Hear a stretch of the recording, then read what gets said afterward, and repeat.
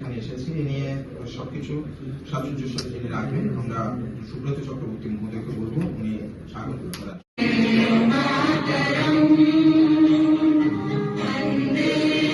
সভাপতি মহোদয় আমাদের সামনে বিস্তারিত রাখবেন।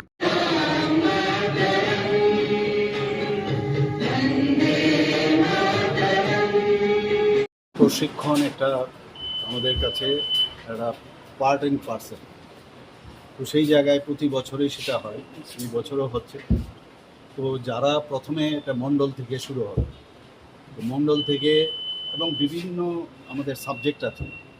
তো যেমন মণ্ডলে আমাদের 7টা সাবজেক্ট আছে, আবার সেই সাবজেক্ট যেগুলো আছে দিল্লির থেকে মানে আমাদের কেন্দ্রীয় যে কার্যালয় আছে সেখান থেকে আমাদের, এবং +1 মানে ত্রিপুরার যেসব আমাদের ডেভেলপমেন্টের আছে সরকারের বা অন্যান্য বিষয় সে। তো মণ্ডলের পরে সেটা হবে ডিস্ট্রিক্টে, সেখানে 11টা থাকবে, 11টার সাথে আরও একটা হবে, একটা মানে আমাদের ত্রিপুরা 12টা। সেটা শেষ হওয়ার পর তারপর স্টেটে আসবে। তো সেইভাবে মাঝখানে হয়তো বা ভূতেও আমরা যাই।